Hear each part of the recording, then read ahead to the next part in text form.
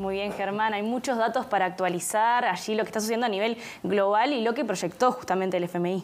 Exactamente. Lo que tenemos, que conocimos hoy, es uno de los dos informes que presenta el Fondo Monetario cada año, que es como el informe más completo que recoge justamente las perspectivas para la economía mundial. Entonces, lo primero que vamos a ver en esta placa es justamente la evolución del Producto Interno Bruto del mundo en su conjunto. ¿Sí? Estamos viendo datos desde 1980 hasta el 2023, que es lo que está proyectado en color verde. ¿Sí? Para tener unas referencias nomás, este es el impacto global de la crisis financiera del 2008, que luce bastante pequeño en relación a lo que es el impacto de la pandemia. ¿Qué es lo que explica esta diferencia? Básicamente esta fue una crisis más localizada en Occidente y esto es un apagón voluntario de alguna manera a nivel global, un apagón sincronizado. Cuando nosotros hablamos de efecto rebote, que hemos hablado siempre, acá se ve clarito lo que llamamos efecto rebote, una caída súper profunda y un rebote con un crecimiento súper importante.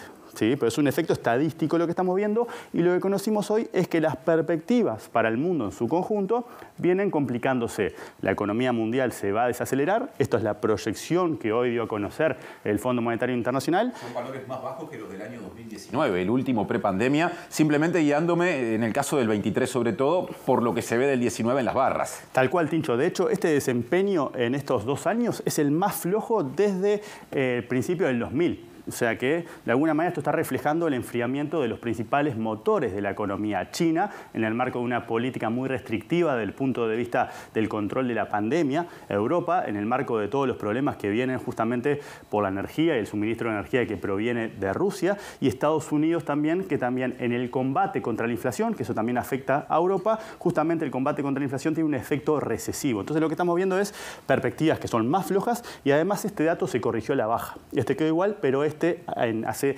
6 meses atrás era un poco más alto. O sea que lo que tenemos del mundo no son buenas noticias, el mundo se está enfriando, los principales motores del mundo se están enfriando y eso supone para un país pequeño y abierto como Uruguay una menor demanda, además de condiciones más restrictivas desde el punto de vista financiero. Si vamos ahora a la segunda placa, vamos a ver algo similar.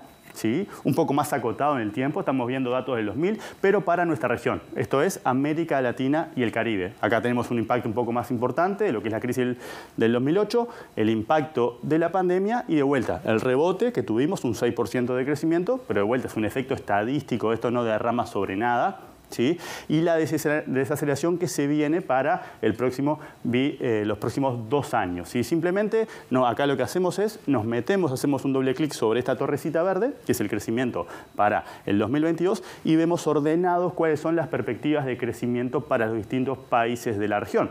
De vuelta, lo que tenemos es un crecimiento generalizado, ¿sí? Con matices y mucha heterogeneidad. Por ejemplo, Paraguay contrasta mucho con el desempeño de Colombia. Nosotros estamos acá. Esta es una estimación que está en línea con las estimaciones que hacen los analistas a nivel doméstico. De vuelta, esta estimación recoge mucho de lo que vimos en la segunda mitad del año pasado. Cuando depuramos ese efecto, que también es un efecto estadístico asociado a todo lo que ha pasado anormal en los últimos tiempos, lo que tenemos es un crecimiento más parecido al 2,5%. ¿Sí?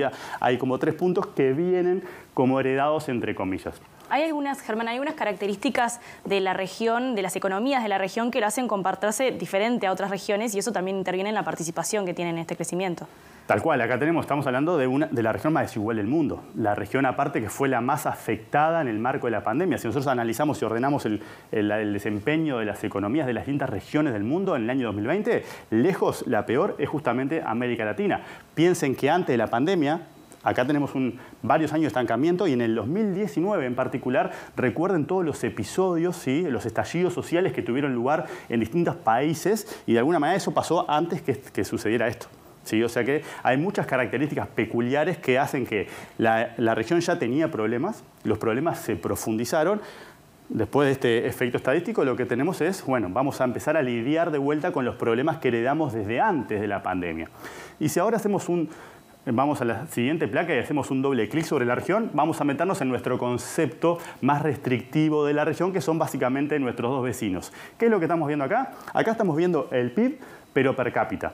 ¿Sí? Es una medida que tiene sus limitantes, pero de alguna manera se aproxima superficialmente a la riqueza relativa cuando comparamos países. 2014 está marcado porque en 2014, cuando pensamos en la región, es como el punto de inflexión. ¿Por qué? Porque ese viento de cola que empujó a las economías latinoamericanas desde el principio del 2000 hasta el 2014 se apagó, ¿sí? Pasó a ser viento de frente. ¿Qué fue lo que pasó? Uruguay no cayó, Uruguay se desaceleró, se estancó, pero no cae Uruguay, el PIB no cae. Acá lo que vemos es que efectivamente cuando lo vemos en términos per cápita y comparamos lo que pasaba entre el 2022 y el 2014, tenemos un crecimiento del ingreso per cápita de casi 5 puntos. De vuelta, esto es un indicador sumamente imperfecto, no nos aproxima a las cosas que desde el punto de vista socioeconómico nos interesa ver, pero nos permite comparar qué pasa en relación a la riqueza relativa que tiene nuestro país en relación a sus dos principales vecinos. Hoy somos un país pequeño y rico entre dos potencias muy empobrecidas. Fíjense lo que pasa con Argentina y lo que pasa con Brasil. Acá lo que estamos viendo, ¿sí?, es el efecto de la profunda crisis que tuvo Brasil entre el 2015 y el 2016 y después todos los problemas que siguieron para reencauzar y volver a una senda de crecimiento. Y con Argentina, si nos vamos hasta acá, fíjense que la caída es bastante más profunda. Argentina no crece desde el año 2011. ¿Sí?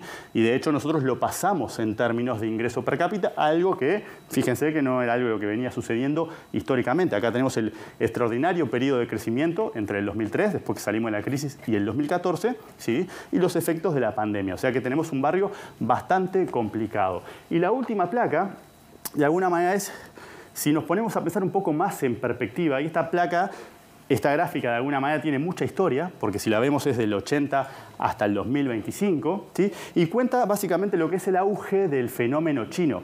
China en el año 1980, antes de abrirse al mundo y antes de que empezara la fase más intensa de la globalización, era apenas el 2% de la economía mundial, ¿sí? Hoy, en el 2016, ya pasó a Estados Unidos. Y la proyección, acá debería ser 2025, es que China es un quinto de la economía mundial. Y fíjense, Estados Unidos era un quinto en el 80 y hoy es un 15%. Entonces, cuando pensamos en el pasado, por ejemplo, esto nos ayuda a entender la dinámica de la desigualdad y los ingresos a nivel global, ¿sí? Básicamente lo que tenemos es un contingente muy importante de gente que sale de la pobreza en economías emergentes, en particular en Asia y en particular en China. Un declive justamente de lo que es la clase media en países como Estados Unidos o como Europa, en las economías industrializadas, y a partir de ese proceso, justamente que es cómo se fueron plegando a la globalización, también de acá podemos entender fenómenos como el Brexit, la salida del Reino Unido de la Unión Europea. O fenómenos electorales como la victoria de Trump en Estados Unidos, Trump, los populismos, el proteccionismo. O sea, a partir de esta gráfica se pueden contar un montón de historias que son los que nos trajo hasta acá, y obviamente también podemos contar parte del presente, todas las tensiones geopolíticas. Estamos ante una disputa hegemónica y eso es algo que no sucede todos los años. De hecho, la anterior que tuvimos fue cuando el Reino Unido le da paso a Estados Unidos entre las dos guerras mundiales. La tensión que hay, cuando acá se manifestaba, bueno, la preocupación que la manifestó incluso Ope Pasqué en relación al TLC con China y cómo jugaba la geopolítica, estamos pensando en esto. Las tensiones con Taiwán, estamos pensando en esto. ¿Qué rol juega China en la guerra entre Rusia y Ucrania? Estamos pensando en esto. Y cuando pensamos a futuro, como decía Enrique Iglesias hace unas semanas, de alguna manera el orden económico mundial y las perspectivas de justamente tener un mundo más cooperante y que pueda garantizar prosperidad, o tener un mundo mucho más enfrentado que al contrario pueda generar retrocesos, depende de cómo estas dos potencias justamente gestionen su liderazgo. ¿Va a ser un mundo polarizado? ¿Va a ser un mundo confrontativo? ¿O va a ser un mundo de alguna manera bipolar, un poco más armónico? Entonces este gráfico realmente cuenta un montón de historias, y con los datos que conocimos hoy del Fondo Monetario justamente podemos actualizar y pensar cómo se va dando esto, ¿sí? Y qué podemos pensar cuando nos alejamos un poco del 2023, 2004 y pensamos hacia el siglo chino, que es una conjetura que muchos manejan. Efectivamente estamos viendo el ocaso de Estados Unidos y estamos viendo la emergencia justamente del polo asiático que cambia el eje gravitacional del planeta, que hoy anda por Siberia más o menos. Muchas gracias, Germán. Nos trajiste unos largavistas hoy para poder ver un poco hacia el futuro. Vamos a ver cómo se